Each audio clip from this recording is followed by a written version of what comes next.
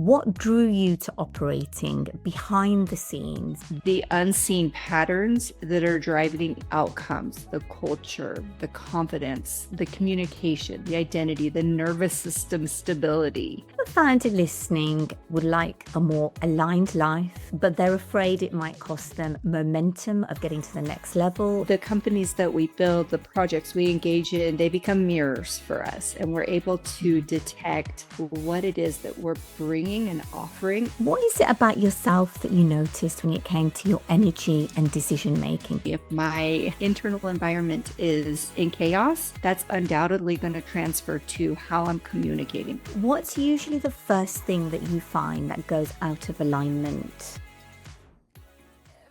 Welcome to the Trailblazers, the space where high-achieving women finally exhale and feel deeply understood. We are Brittany Anderson and Disha Solanki, two leaders who have built, scaled, exited, and supported multi-8 and 9-figure companies while carrying far more than most people ever see. Here we go where most conversations stop. The burnout, the pressure, the ambition, the identity shifts, the invisible load, and the moments you almost quit. This is where the real story begins. Trailblazers. What I love about my guest's work today is that it lives in a really unique lane. She's a confidential advisor to ultra-successful founders and visionary builders. She's often behind the scenes helping people make high-stakes decisions with clarity, alignment, and legacy in mind. She has founded and exited a healthcare organization, built leadership development work across executive teams and institutions, and is now building a mindfulness movement rooted in the ritual of tea and connection. And it's named mediTEAtion. Chelsea Myers, welcome to the show. You're described as deeply influential, yet often unseen. What drew you to operating behind the scenes instead of wanting to be the face and choosing visibility over operating behind the scenes?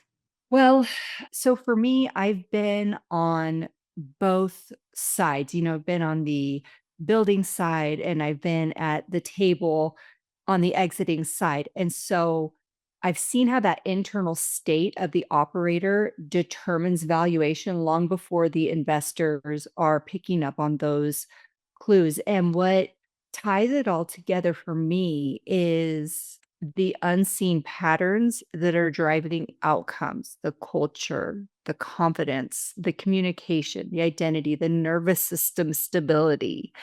And so working directly with founders and investors at pivotal growth moments or exit moments is a service offering that I can speak directly to because of that lived experience. Talk to me a little bit more about your lived experience because you have founded and exited a healthcare organization. And with that journey from building and then exiting, I'm sure that you had two different viewpoints or more than two different viewpoints and feelings and energies as you were going through both of those scenarios. Mhm. Yeah, so it's really that combination of pattern recognition and operator ability and that lived experience. So I've built and scaled and exited, and I understand what's happening now looking back internally at Mhm. every stage of growth. I led a geographically dispersed dental service organization with partnerships and a lab and robotics integration, and then a strategic exit. And so, having built in high regulation environments, healthcare, which I just spoke about, and then also built a program in public education Yeah. where culture and clarity determine the survival and the scalability and the value of what you're building. It's led me to understand at a deep level, like I said, especially looking back, what's going on and how, if my internal environment is in chaos, that's undoubtedly going to transfer to how I'm communicating or the decisions that I'm making. Or sometimes it's not even the exact decision. I might make the same decision, but in what energy am I making that decision? Because then if I choose this vendor, for example, and I'm choosing it hastily and under a lot of pressure, the things that follow are not going to be the same if I choose that exact same vendor, but it's from a place of clarity and calm. And I've taken the steps to get myself to a place to make that decision Mhm. in a way that sustains future communication and future decisions that will be based on that one choice. What is it about yourself that you noticed when it came to your energy and decision making? Because you talk about that quite a lot. And you're right, it's almost like akin to a gut feeling, but you're not saying that. You're saying it's coming from a much more logical place and a different place. How did you know that? What was the one, or maybe not one time, but when you've really thought, you know what, my decision making capabilities are different based on my internal energy level? Oh, yeah. For me, it's everything. So, the companies that we build, the projects we engage in, they become mirrors for us, and we're able to detect what it is that we're bringing and offering, and it shows to us. And so it's either very organized and it feels good, and there's flow, and there's an energetic exchange that everybody benefits from being a part of. Or and it's still a positive, I wanna say that because we can have this tendency to think that it's negative or a failure, it's not, it's data, but the or is that we may create something or engage in something that becomes a mirror of all of our insecurities. I just had this happen, or becomes an illumination of an issue that we need to resolve at a deeper level. So it's not really about the thing, the component of the project or the person that we're dealing with. It's actually something underlying that's now showing us, hey, do you want to look at this now? Or is this something we're going to perpetuate into the future projects? So, when you're in rooms with stakes that are high and ultra successful decision makers, how do you spot that in a client that you're working with? Say, like, we're on a Monday afternoon for me, for example, and you're working with them on a Monday afternoon. You're like, hold on, what's the signal that you're like, we need to stop here and reframe? Or it might not even be reframe, Chelsea. I don't want to give you, put words in your mouth. Yeah, so that's a good question. And my private advisory works when the founder is willing to be the first variable examined, which is what you're describing, that relationship. Mhm. And those readiness signals that I'm seeing from them that precede a conversation like that are when there is, a pattern of outward success, that they're noticing internal friction or open to identifying that there may be some internal friction where they're sensing the expansion, but they don't see the path, where they're at a point where they're valuing discretion and depth over immediate growth. And so when I have a client that's at that point, they're ready for those deeper discovery processes, which is different for me than coaching, which can sometimes draw things out. This is pattern recognition with direct guidance. And so when I'm at that strategic table, I'm not there on the motivational sideline. I'm integrating that energetic awareness with business acumen because everything that we do is so intertwined, right? Who I am here affects how I'm being a parent, affects how I'm being a partner, affects how I'm leading my company. And so being there to see what others may not see but are not saying is a very important part of the partnerships I engage in. You said something interesting there about patterns and what they don't say. What Mhm. do you find is the most common theme that they don't say out loud? Ooh. And you have to tease it out of them, maybe. That my clients don't say. Yeah. So, some of the things that I see are confusing productivity or growth Mhm. for clarity, the belief that what got us to this point in our success will continue to get us further, confusing busyness with that clarity. And really going back to our previous conversation, understanding how their nervous system really does set the tone for their entire company. When someone is scaling, especially with the clients that you're working with, not just revenue, but in every aspect of their life, I assume, because you've just said, it shows up in the way they parent, the way they are outside of their business, etc. What's usually the first thing that you find that goes out of alignment and you think you have to put them back on the right path again? What my clients usually discover for themselves is that the identity that they have created or defined up till now Mhm. is requiring an upgrade. So it's not just about a revenue increase or becoming more organized in our systems and processes. It's something much deeper. And when they're ready and willing to do that, it's like one foot in front of the other. One thing becomes clear. I just had this happen personally, actually. It's like, this for me, it was a packaging, the tea company. This packaging component illuminates that I realized that I needed to pay attention to. It's sometimes just those intuitive touches are just so minor, or they feel almost like you could dismiss them.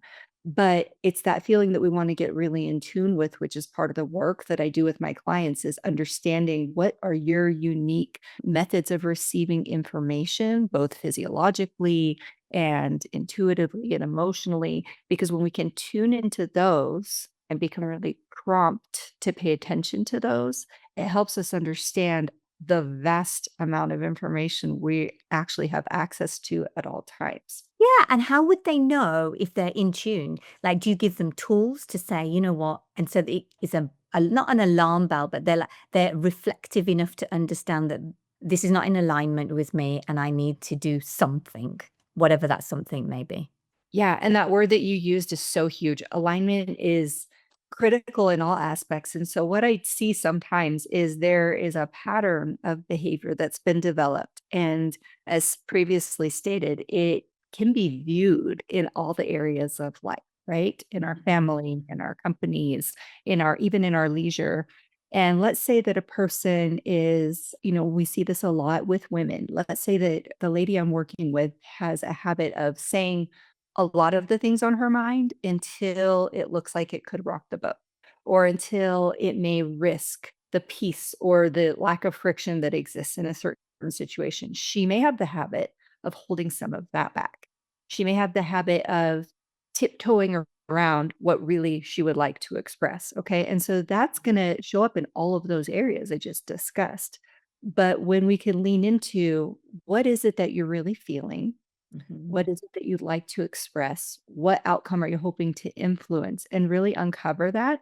There's so much beauty in that because you start to see, and I just love watching the light come out of my clients' eyes when they see, the feeling they're having leads to the discovery of very valid and sometimes really nutritious components to a relationship, to a company, to a project. If expressed, if allowed to express, they actually lead to really beautiful outcomes. But because that habit has been developed to just hold it back and keep the peace, well, then we perpetuate what already is, which is already identified as uncomfortable. What does aligned growth, in your experience, actually require in the day to day that most of your clients, I don't know, they don't really want to do, but you know that they must do it in order to achieve the next level of growth they're looking for? Well, so I mentioned earlier about the identity that's formed all throughout the process, really. Even at the initial conception of having an idea and wanting to turn it into a company, there's some level of identity. That phase is usually very visionary and very courageous, very exploratory, lots of experimenting happening. And then you start talking with people, and your identity grows around this. And so my clients are in the, 5 to 100 million plus range with their companies usually. And so what happens is that founder has to evolve before the company does. And that can look different for different people, but old self concepts can't hold new levels of responsibility. And the growth that's required to sustainably carry more has to take place. That expansion, one of the things that a lot of clients report, that expansion creates a pressure, and it can sometimes be uncomfortable, but it's like plates on the bar, right? You go to the gym and my trainer, he'll be like, "You're strong enough. I'm putting more on." And as I'm watching him, the plates, 5, 10 pound plates. But to me, I'm like, "Oh no, are you serious?" And he's like, "Yes, you can do this. You even have the circuitry built. Your body's going to know exactly what to do." But sometimes it is physically uncomfortable. It for sure is mentally uncomfortable when I see that happening. But that friction or that dissonance needs to be regulated articulated so that the founder's nervous system can organize around it. And then as that mirror, so can the project, so can the company, so can the team, so can the family. I guess when you're a leader as well, you're setting the standard of, what it looks like. What got you here won't get you there. And that's probably the same for your people and for everything around you at the same time. I would love to know, Chelsea, how do you personally hold it all together when you see so many people's pressure? Because, you're dealing with, businesses that, 5 to 50 million generally on the whole is what you said, right? And so that's a lot for you to hold as a human too, because they're looking to you for their success. Yeah, 5 to 100 is what I said, but there is a range there. What's happening at 5 is not what's happening at 50, is not what's happening at 100. One of the things that, first of all, when I'm going into work with a client, I meditate prior to each client experience that I have. I did the same before having this podcast because while we all have a variety of experiences and ideas and, wisdom to share, I want to be as useful and serve the person in front of me to the best of my ability. And so for me, that requires doing everything that I would guide someone else to do and being able to be a receiver of what is really needed in this situation. But that lived experience, having built and exited and now working with lots of people, whether that's visionaries or creatives or founders, Mhm. through those experiences, some of the things that I do see are very useful are having a clarity of vision. So I'm having a clarity of vision going into these relationships, and I'm guiding people to clarify their vision from wherever they're at to wherever they're wanting to go. Some people are wanting to just continue developing, and that's fantastic. Some people are now wanting to scale. Some people are preparing to exit, but those differentiated goals are going to drive their thought processes, which ultimately lead to the actions that they take and how they organize those actions. That vision is going to drive the coherence. That alignment is going to make every decision filter look different. We've talked that you founded and exited your own healthcare organization, right? What did that exit teach you about yourself that no program or mentor could have taught you and you want to teach your clients now?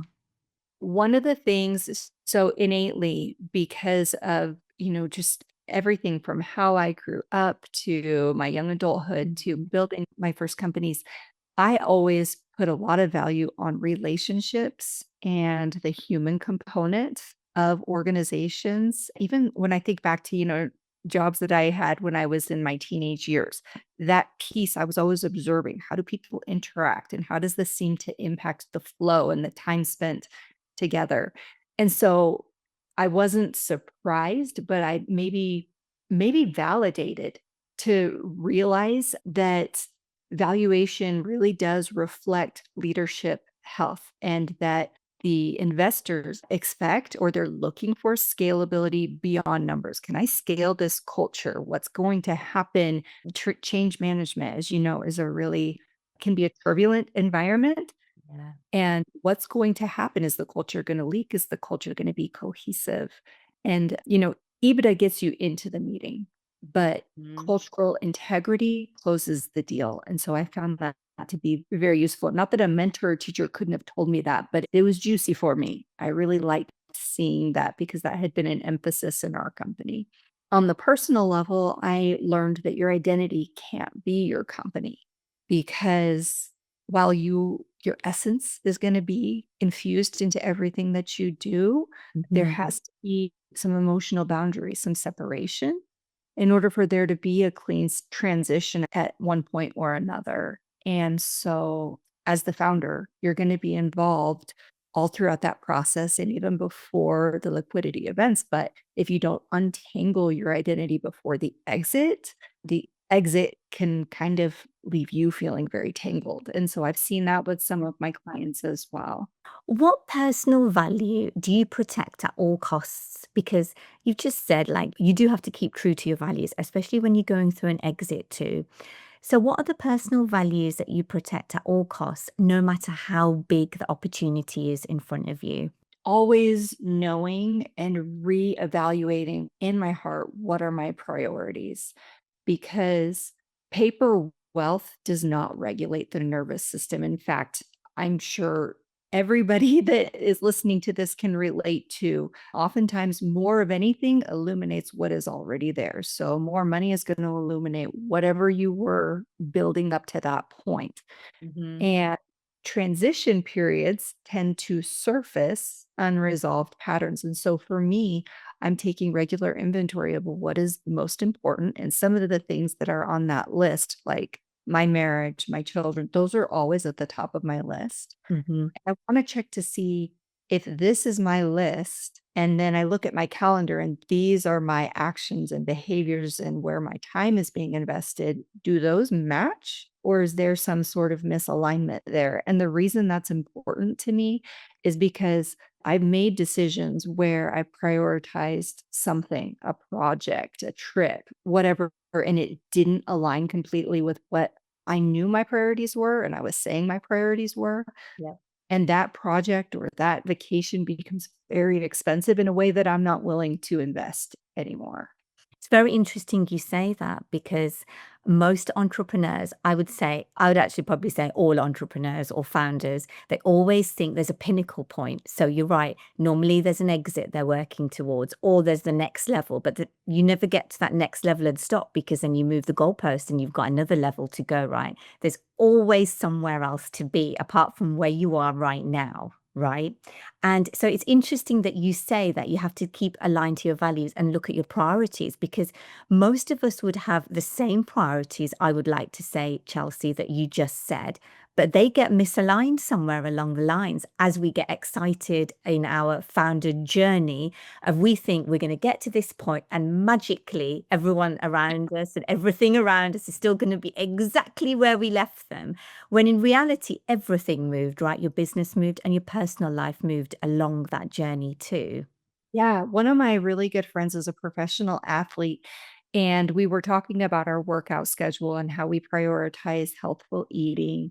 And he was saying the exact same thing. He was like, it's easy to look in on the situation and go, oh, you have, you're this person, you travel to these places, you have this title, or in his case, multiple titles now under your belt. And so outside looking in, you might be like, so it's so easy for you to find time to work out. And he's like, actually, no, so much easier back in college. I was like, which classes to take and which girls to date. That was the easier time to figure out when to work out. It's not now. And so Yeah. in his career, arguably, you'd be like, but yes, but you're an athlete, isn't that your yes, but that doesn't make it easier. And so, that internal chaos eventually shows up. And so we've got to have a really clear plan for that. In my case, we had robotics labs and partnerships and geographical scale, but what made it attractive and the reason that it was motivating was the clarity and cultural steadiness. If it had been the opposite, then I wouldn't have been able to find the time for it because ultimately what you're asking yourself, and this is something that I talk to a lot of clients about, is you're asking yourself each day, whether you realize it or not, is this an emotional experience that I want to sign up for again tomorrow? And we all know the answer, whether we realize we're asking the question or not. And that's what's happening with our team members. This is why some companies they have revolving doors. Like I just can't keep team members. But when you go in and you do some cleanup work, you can see, well, they weren't prepared to sign up for that day after day and month after month. We want to be a part of something that's moving, that's growing, that we attach Mhm. to something more than a paycheck or more than, any other outside accolade. It's got to be attached to something internal, our growth. Your story includes, I want to say, a lot of health related things, restoring gut health. You've mentioned to me discontinuing like long term medication before. Is this part of your journey? What made you realize, number one, that you need to prioritize your own health? Because we all, and especially as women, we talk mainly about other people, right? Our families, our parents, our team, our businesses. But you came to a moment where you're like, actually, I got to fix myself first. Yeah. So from an early age, I was really perceptive and at the same time carried a lot of responsibility early. And so stress recognized in my body before I had language for it. And gut health issues became a signal, not just a symptom. My body has always told me the truth before my mind caught up, before I developed the awareness Yeah. and the understanding of what my body was trying to tell me. And so when I realized those patterns that were happening in my own life, where performance was prioritized over restoration, and you mentioned my gut health, I was on antacids for 2.5 decades. It got to the point, where this just became a regular thing for me. I realized if I didn't take the medication, then I wasn't comfortable. I'd have, burning in my throat, nauseous, lots of other related symptoms that I didn't even realize were happening until I decided to build a tea company, which we've talked a little bit about. But I'm currently the founder of mediTEAtion, which is a tea company based on creativity and connection and tea blending. And it's just this really beautiful, wonderful evolution of creativity that originally was STEM informed and geared towards children. But as we've developed, the adults are having just as much fun doing it. And so I'm sitting here looking at my counter one day and I'm like, gosh, I am just wealthy with tea. I have so much tea in front of me. Is there a natural way for me to at least help my gut? At this point, I wasn't completely, on board with ditching the medications because they were what kept me functional. But as I played with it and experimented, I'll tell you what, it's been 5 months and I have not taken one medication. And for me, that is unheard of. And so some of those contributory symptoms that I didn't even realize were there was as my gut healed, I realized I had more energy. I was more clear. My libido increased. I was more able to participate in activities I didn't realize I wasn't participating in, like, bending down to fold clothes or picking things up off the floor. I realized as I was healing, these were things that I had been avoiding because it causes the acid to become inflamed. Yeah. And so it's just been incredible. I could go on and on about that journey, but as I speak about it, I have people reaching out saying, "Hey, what is that tea blend? I need to try this too," because ultimately, I don't think anybody wants to be on medications if they don't have to. But beyond that, it's actually kind of fun and tasty to drink your solution. So tea was really the starting of it. And I assume it's because I want to ask why tea, but I assume it's because you loved tea and you thought, well, you know what, I got to figure out how this could work for you. Was it over a slow period of time you realized it was working? So the tea, years ago, when I decided to take it easy on my body and actually start taking really good care of myself, having, overworked, overperformed, doing perfectionism in any area that you could think of. And then I got involved with drugs and alcohol, trying to solve for those voids that I was experiencing. After all of that, I realized, none of this is sustainable. I've got to take care of myself from a completely different vantage point. And a friend of mine at the time, she was telling me about, her routines and things that helped her to stay regulated. And she mentioned a very simple ginger honey based tea.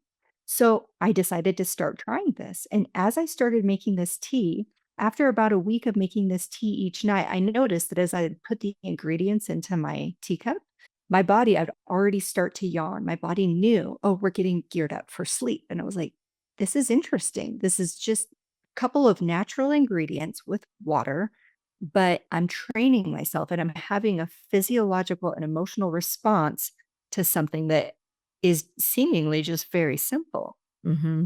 So I started playing with different tea ingredients and, how does lavender affect? They say lavender is really good for this. And so let me try that. They say ginger is good for this. Let me try that. Green tea is good for this. Let me try that. And as I started playing with it, there was this creative process, this light coming on. Like sometimes I didn't even consciously think about what I was mixing. I was just enjoying the process Yeah. of engaging with those ingredients and then trying it out. And so I decided to start sharing it with my children. It's a really fun thing to do. I recommend it to anybody who's listening. But for the young ones, get out, some organic dried fruits and some spices and just let them mix it up and see what happens. And I teach my kids to pay attention to their breath while they're waiting for their tea to steep and watch the colors that come into the cup as those ingredients fuse together. And sometimes the blends are really good and sometimes they're not, but the whole thing is really fun. It is so much fun engaging ingredients. And so recognizing that this was a really fun ritual that we had, and my kids would remind me if we hadn't done tea that day, hey, are we going to blend teas today? I'm in the shower one day and I'm like, you know my gifts and talents. What do you want me to do? And it was exactly what you're doing. Just share it. And so I founded meditation based in creativity and mindfulness and storytelling so that families could engage in the exact same love for nature and beauty and creating and tea that we have found in our family. For someone doing meditation for the first time, how would you want them to experience it and feel like emotionally, not just how it tastes? Emotionally, if I had to pick one, I think so. My mission is to lift and bless 100 billion people to access their truth. And I think for me and for my family and for my clients, one gateway to accessing additional truth and really getting to know yourself is I'm leaning towards creativity, but I also want to say curiosity. I'm going to go creativity. When we're creating and we're open to trying things out and experimenting with different things, whether that's tea or Mhm. whether that's a communication style, or maybe we're painting, or maybe we're, you know, like my friend who's an athlete, maybe he tries a new stretch or a new workout. Any of those things that we're doing that's new and different, we're creating. And in that process of receiving inspiration, I think we get to know ourselves at a deeper level, which Mhm. gives us access to additional strength and then a lot of times more questions. And we don't have enough access to creativity, if I'm honest, because we don't give ourselves time to do it. So doing something as simple as I see as simple, but I make an Indian tea every morning. So, that's a whole ritual too, right? But you're right, accesses creativity, which you wouldn't necessarily have had the opportunity to do, but in something very everyday that you do and instead. Yeah, exactly. Exactly. It's taking yourself out of that element. And the next level would be integrating creativity into every single day. How can I make this mundane task a little more creative? What am I not seeing here? I love to ask questions. I'm asking questions all of the time out loud and Mhm. internally. What would make this fun? What would make this different? How could this be better? How could this be, you know, how could I provide more service in this experience? Even as I'm having this conversation with you, I'm being thoughtful of those questions. What does the audience really need to hear? What would somebody maybe be able to try and take right now and have a beautiful experience just from having heard it? What are your ingredients in your Indian tea? So I put lemongrass, fresh ginger powder, cinnamon. Oh, and I don't know what you would say the rest of the ingredients is in English, but another 2 spices, and then I grind it and put it in. That's what I put in. Sometimes I replace the ginger with mint, so it's a mint tea rather than a ginger tea, and we do add milk and then boil it. Ooh, so how long does that process take you from start to finish? If I was really loving it like my dad does, Chelsea, because he really loves the whole steep the fresh ginger thing, then it'd probably take about 25 minutes. I do it the shortcut way because I have that type of time. Retired man has lots of time to make his tea. Mine is more like 10 minutes, if I was totally honest, and I need to find a shortcut for all those things. Yeah, but still in that process, it's just at least 10 minutes that you're dedicating to you and your experience with the universe and nature. And I think that's just so delicious. I love that. Thank you for telling me. Oh, you're welcome. And I actually think conscious leadership, Chelsea, and meditation go hand in hand, if I'm honest with you. They go really well together because you're giving the leader time to reflect, think, and be creative and do something good for themselves while they're there. Mhm. Yeah. Yeah, absolutely. Whenever we take that moment to regulate and establish clarity with awareness being the root of intentional action, Hmm. things work out differently. Even earlier when I gave the example, you may make the same decision, but what energy are you making that decision in? Because conscious leadership isn't about force. It's about the influence that your presence carries into everything that you do. And regulated founders grow coherent companies Yeah. because they take that time, that 10 minutes to reflect and think before. setting the day. If a founder listening would like a more aligned life, like we've discussed today as we wrap up this conversation, but they're afraid it might cost them momentum of getting to the next level or wherever they're going with this, what's the first honest conversation you think that they should have? I think that conversation, it can be really scary, but this is something that I do. I'm sure that you do. It starts inside. It's actually a conversation you have with yourself and your creator, the universe, whatever your belief system is, before you have it with someone else. Because alignment isn't optional at the top, it's the operating system for sustainability. Yeah. And so, if you want to know, if we're identifying that there are things that we want to change or areas that we need to grow, Mhm. we need to come to terms with the fact that will be a disruption, but disruption is good. Okay. And so trying to distinguish whether or not this is the right time, if you're identifying that there's something that you would like to change or an area you'd like to grow or something that is no longer a fit, then you already know the answer. And the answer is that you actually can't continue going on this way without the changes because now you notice that there's one that's new. So whereas before, like the ignorance is bliss, that's okay. You were responsible for that information. But now that we've identified it, we want to start having that conversation with ourselves. And is it going to cost you anything? It's an investment. And so alignment is both a practice and a habit, an investment in your own coherence. Thank you for our conversation today, Chelsea. It's been such a pleasure speaking with you. Where can our listeners find out more about you? I'm on LinkedIn, Chelsea Myers, Myers. I host the Brain Crops podcast, which I'm so excited to have you on. And yeah, I would just recommend anybody reach out to me. If there's a question or some way that I can serve, reach out to me and I'd be happy to have a conversation and meet new people. I always love learning what others are doing in the world. Great. And those links will be in the show notes too. Thank you for the conversation today, Chelsea. Thank you. This was a beautiful conversation.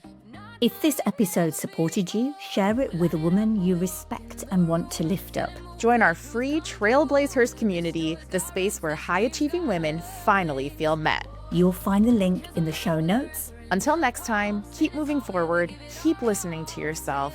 And remember, you deserve support too.